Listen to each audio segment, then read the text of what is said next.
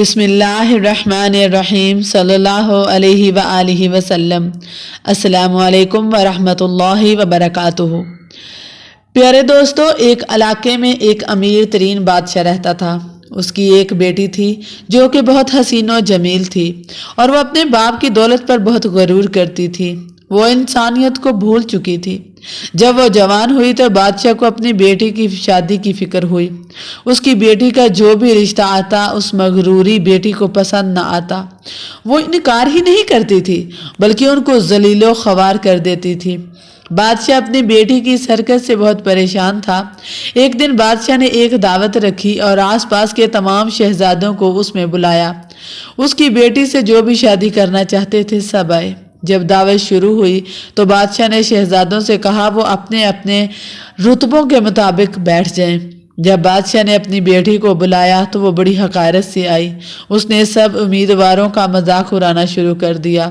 اس نے سب کو ذلیل و خوار کیا۔ کسی کو موٹو کا نام دیا تو کسی کو لمبو، چھوٹو، سفید چوہا جیسے ناموں سے پکار کر اپنے نوکرانیوں کے ساتھ ان کا مذاق اڑاتی رہی۔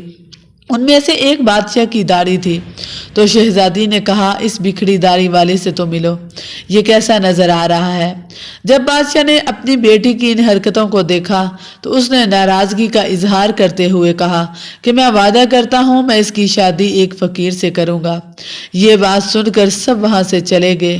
چند دن گزرنے کے بعد ایک گویا گلیوں میں گاتا مانگتا ہوا اس کے دربار پر آ پہنچا۔ جب بادشاہ نے اس فقیر کی آواز سنی تو اپنے نوکروں کو حکم دیا کہ اس فقیر کو پکڑ کر لاؤ۔ جب فقیر کو دربار میں لایا گیا تو بادشاہ نے فقیر سے کہا کہ کوئی گانا سناؤ۔ فقیر نے گانا سنا کر انعام کی خواہش کی تو بادشاہ نے فقیر کو کہا کہ تیری آواز میں بہت دم ہے، میں انعام کے طور پر اپنی بیٹی کی شادی تم سے کرتا ہوں۔ یہ بات جب بیٹی نے سنی تو اس نے رونا چلانا شروع کر دیا۔ اپنے باپ سے کہا کہ تم ایسا کیوں کر رہے ہو؟ یہ فقیر ہے، میں شہزادی ہوں، کہاں اس کی اوقات اور کہاں یہ میرے سے شادی کرے گا۔ یہ باتیں سن کر بادشاہ نے کہا میں نے سب کے سامنے قسم کھائی تھی کہ میں آپ کی شادی ایک فقیر سے کروں گا۔ اب وہ وقت آ گیا ہے۔ اس نے قاضی کو بلایا اور اس کی شادی اس فقیر سے کر دی۔ بادشاہ نے اپنی بیٹی کی رخصتی کرتے ہوئے کہا کہ اپنے خاوند کے ساتھ رخصت ہو جاؤ۔ شہزادی روتی چلاتی اس فقیر کے ساتھ روانہ ہو گئی۔ راستے میں اس کو ایک بڑا خوبصورت گھر نظر آیا۔ اس نے اپنے خاوند سے پوچھا کہ یہ کس کی شکارگاہ ہے؟ فقیر نے کہا کہ اس داڑھی والے کی شکارگاہ ہے جس کا تو نے مذاق اڑایا تھا اور اس کو ذلیل و خوار کیا تھا۔ شہزادی یہ بات سن کر بہت حیران ہوئی اور کہا کہ کاش اس سے میری شادی ہو جاتی۔ پھر ایک باغ میں آ پہنچی تو اس کے بارے میں پوچھنے پر فقیر نے اسی داڑھی والے بادشاہ کا نام لیا۔ پھر اس کا گزر ایک بڑی خوبصورت کوٹھی سے ہوا۔ اس کے پوچھنے پر بھی فقیر نے وہی جواب دیا۔ اس پر شہزادی نے کہا میں کتنی بد نصیب ہوں۔ فقیر نے کہا کہ اب کچھ نہیں ہو سکتا اور آپ کس طرح میرے سامنے کسی غیر مرد کا نام لے رہی ہو۔ فقیر اپنی بیوی پر بہت زیادہ ناراض ہوا۔ پھر وہ اپنے گھر پہنچے تو شہزادی نے کہا یہ چھوٹے سے گھر میں ہم کیسے رہ سکتے ہیں؟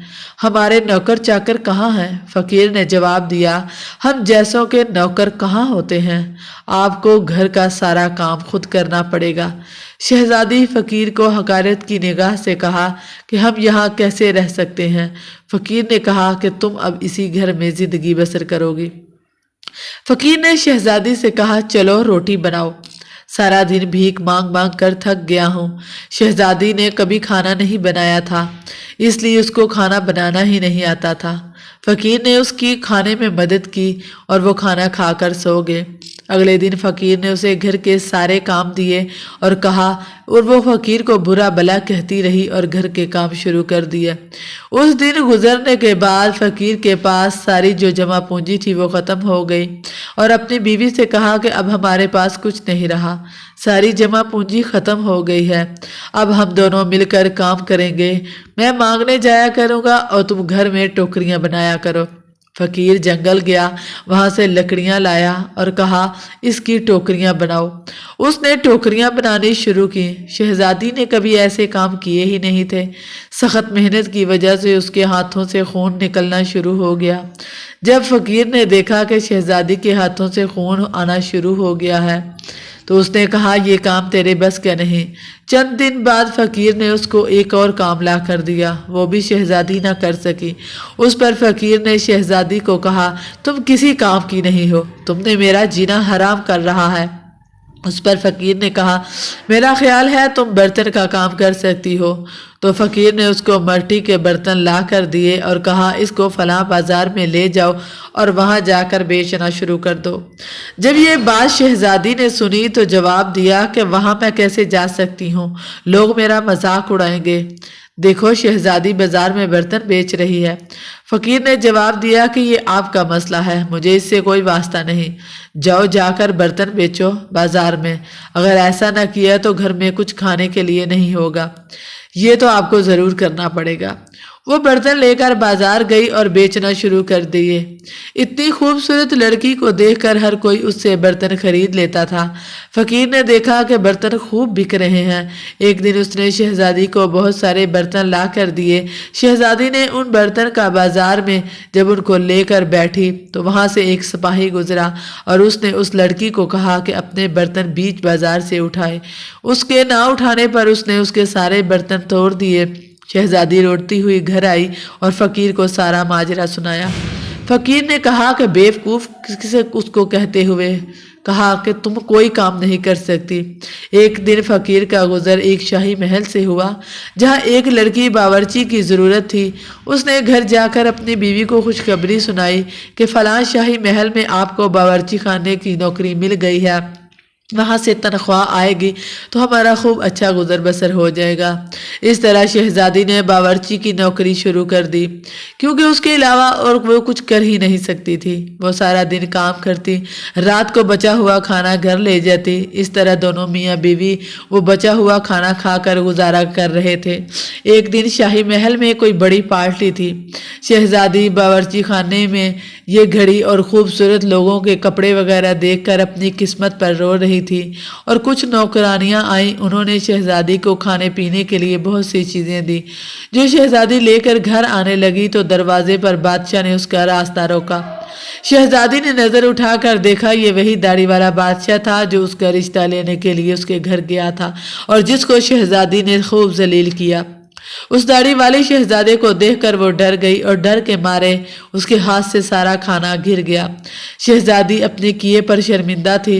वो डर के मारे यहाँ से भागने लगी और शहजादे ने उसका हाथ थाम लिया और कहा कि मैं वही आवारा फ़कीर हूँ जो आपके साथ ज़िंदगी बसर कर रहा है।